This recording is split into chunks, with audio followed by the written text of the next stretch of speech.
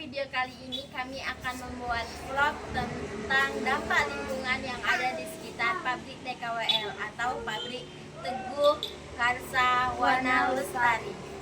Saya yang bernama Nur Saadah. Saya Muhammad Khairul Anwar. Saya Bin Pratiwi. Saya Dilatri Artika. Saya Nadia Siti Walija. Dan selamat menyaksikan. Bye-bye.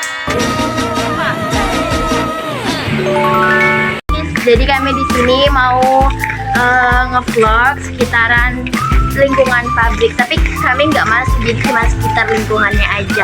Ya, lingkungan pabrik gitu. Tungguin ya. Bye. Ini kita mau jalan menuju ke pabriknya. Tadi kita masih berada di perumahannya, guys.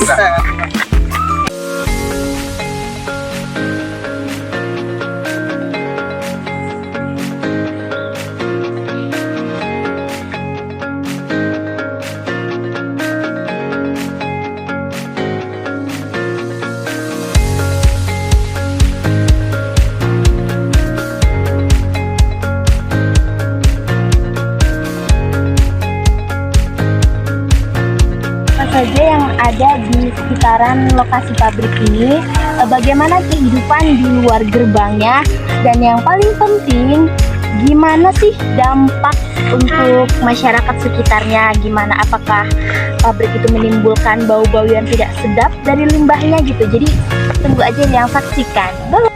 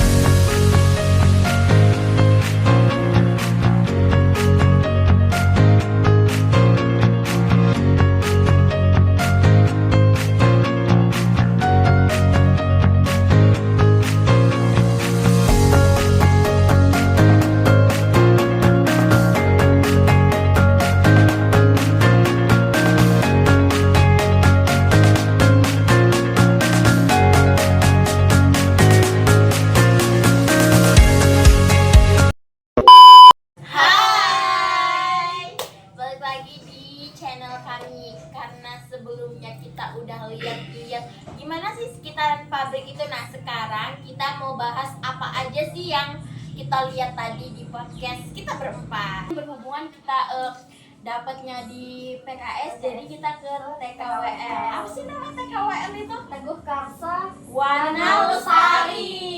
Nah, itu tadi kita baru tahu ya. Ternyata kita kan sering bilang TKWL. TKWL itu nama jalannya. Iya, benar, ternyata nama pabriknya gitu. Suasana di sekitaran pabrik. Yang pertama itu jalannya. Ini memang parah. Jalannya rusak kali ya, kan? Rusak banget ya. Itu kayaknya memang setiap jalan menuju pabrik sawit emang seperti itu atau cuman hanya di Riau ya? Hancur banget kan? Kebayang nggak sih kayak mana orang pergi kerja ke sana jauh Setiap harinya, kayak gitu setiap hari. jalannya hancur. Tapi kita yang baru pertama ke sana aja, walah. Udah ampun. Nggak, mungkin kayak karena udah biasa. Kalau hujan, oh paling lumpur Iya. gitu. Tapi untuk kita kebetulan tadi kita hujan juga ya kesananya. Jadi becek sekali. Banyak lubang-lubang. Bangunan yang ada di pabrik itu apa aja sih tadi? Ada perumahan karyawan, ada warung makan, kantin-kantin, ada bengkelnya juga. Oh, bengkel. Jadi dia emang Memang spesial khusus, jadi untuk pekerja. kerjanya. Oh, ya udah. Saya ada perusahaan itu kendaraannya. Oh, ya. Kalau tadi ada perumahan karyawan ya. Perumahan karyawannya itu dibedain Sama yang manajer itu beda. Oh, beda. ternyata. Kayak yang karyawan biasa rumahnya seperti ini, Seperti dan ini. kayak yang punya berpangkat itu seperti ini. Iya, beda. Bedain Iya. gitu ya. Nah, tadi kan kita udah bahas tentang apa aja yang ada di pabrik itu kan. Ya, benar. Terus kehidupan masyarakatnya di sekitar pabrik itu apa aja sih? Apa khusus untuk pekerja atau memang ada kehidupan masyarakat lain di daerah situ? Kehidupan masyarakat di sekitaran pabrik itu ya, itu maksudnya tuh dari segi mata pencaharian ya mungkin maksudnya. Oke, kalau dari segi itu sih kan ada yang memang pure bekerja di pabrik pabrik TKWL itu kan, dan itu difasilitasi kayak perumahan sendiri gitu, dan mereka tuh benar-benar dibedain tuh, kayak gang ini khusus untuk karyawan biasa dan gang ini tuh khusus emang untuk orang-orang yang punya pangkat lah di pabrik itu gitu. Kalau untuk di luar pekerjaan pabriknya tuh ada juga loh kayak masyarakat yang jual-jualan warung nasi tadi, lihat kan? Lihat kan gitu.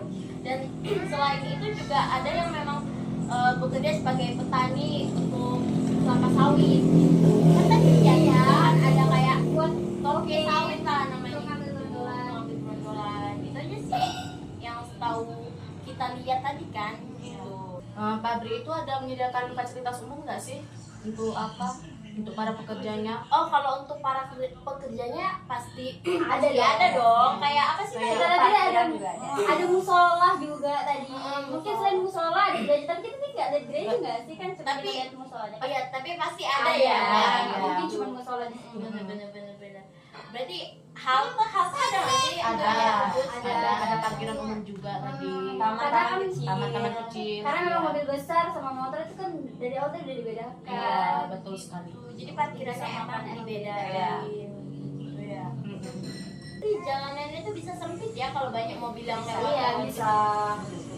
Apalagi tadi kalau mau masuk ke gang-gang perumahannya itu mobil besar tuh nggak terlalu bisa. Makanya mobil itu parkirnya beda yang termasuk yang sama itu cuma motor doang dari perumahan itu.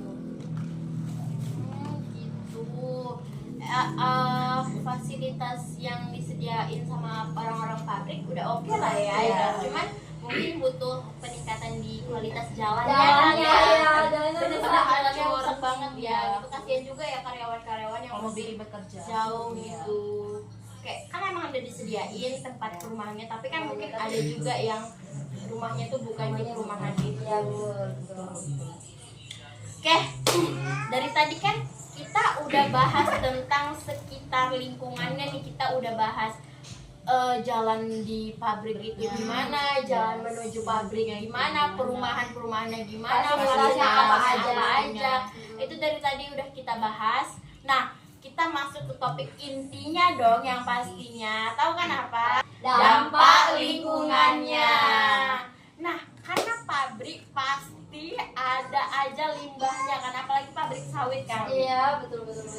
Kita pernah mikir nggak sih kayak yang di jalan-jalan itu jangkos ya namanya? Iya, Jangkos. betul. Jangkos. Jangkos ya, jangkos itu yang tumbuhi jamur itu kayak kalau misalnya lembab-lembab gitu tuh masih banyak aja tuh orang-orang yang suka nyari ya, jamur betul. itu. Kita pernah mikir nggak sih kayak jangkos itu di pinggiran jalan aja tuh bau banget ya. Betul. Mengganggu orang yang lewat. Bener. Terus gimana kalau limbah yang bener-bener dari pabrik masih di pabrik tuh gimana ya baunya? Bau banget. Apalagi akan mengganggu lingkungan warga sekitar kan. Selain mengganggu, bukan selain mengganggu ya, pasti juga sangat mengganggu ya.